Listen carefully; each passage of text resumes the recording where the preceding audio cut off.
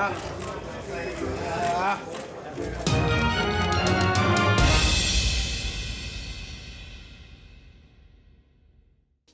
Ruiz believes that Anthony Joshua is going to try to outpoint and run from him in the rematch based on what happened in the first fight.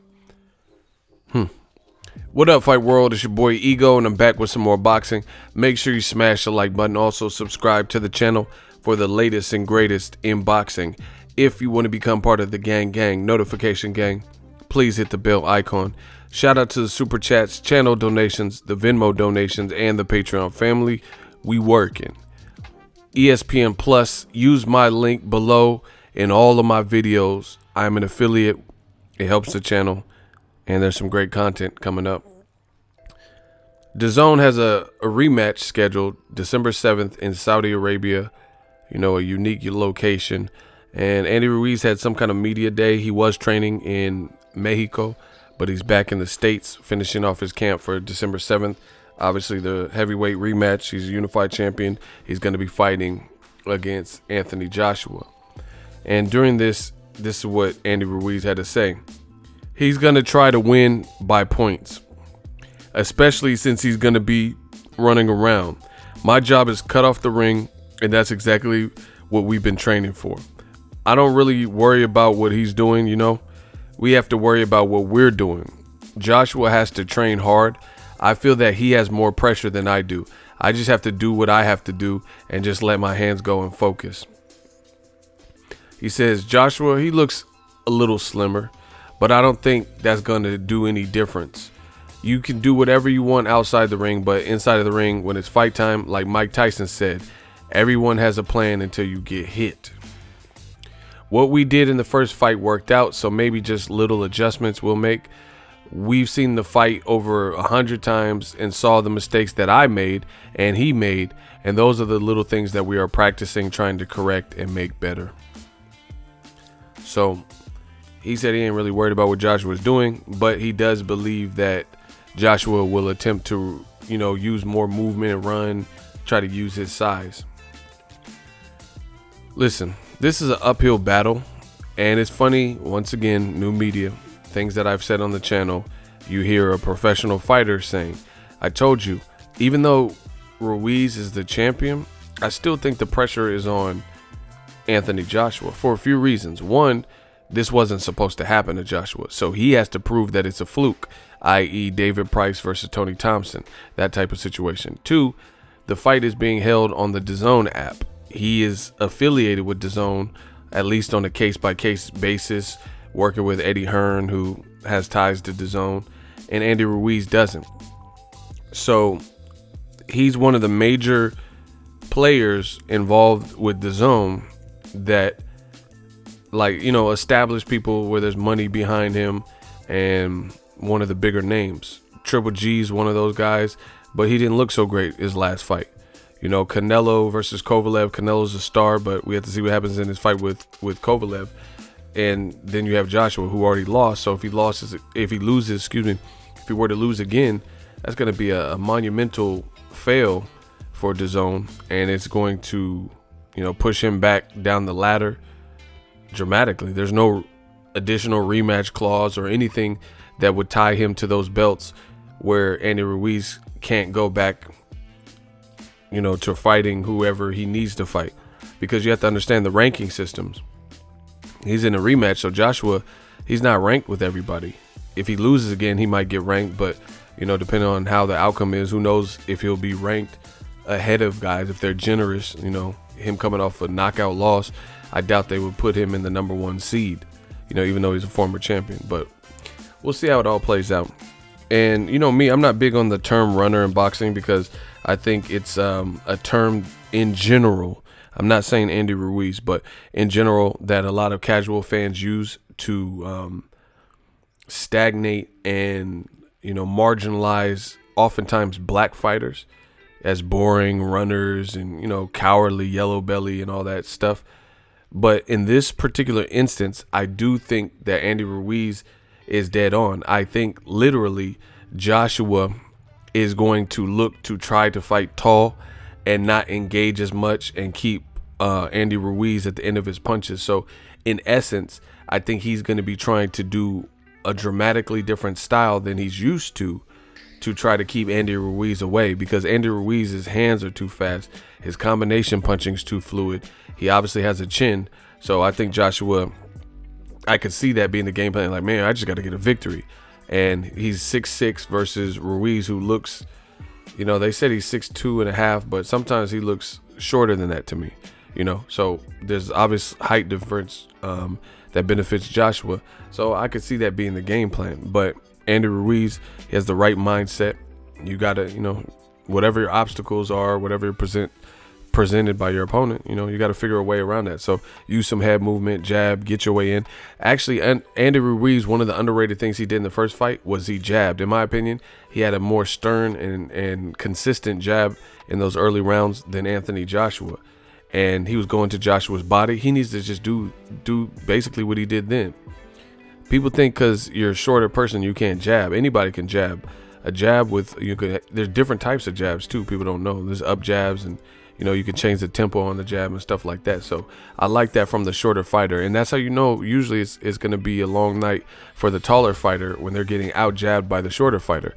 You even seen that, in my opinion, with Sergey Derevyanchenko and Gennady Golovkin. The taller fighter was getting out jabbed, and Derevyanchenko was creating angles and finding a way on the inside, with the jab and mixing it up, and then roughing up Triple G, who's not much of a great inside fighter or body puncher. I think in my opinion, and I'm not trying to stereotype, but I think there's a lot of fighters that are European or Eastern European, and slowly but surely we are seeing that there's some great European and Eastern European fighters, but it seems like a lot of them, and again, I'm not saying every single one, but it seems like a lot of them suffer from the same kryptonite. They have good technical skills, some of them, depending on who we're talking. I'm talking about the elite guys, good technical skills, good grasp of the fundamentals, maybe some power, things like that. But there's certain things like inside fight game, body punching, and in that region you don't see it expressed as much as you do in the United States and Mexico, places like that, where it seems more prominent. You get what I'm saying?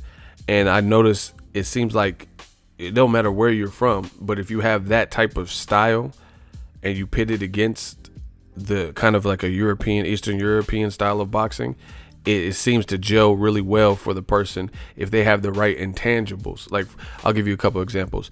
Derevyanchenko, he's from the Ukraine, but he also has a black coach, an American coach, and he was really aggressive with the pressure, finding creative ways to get in. So he's learned to kind of like his style mixed with some American style, some of a more American style in terms of the technique.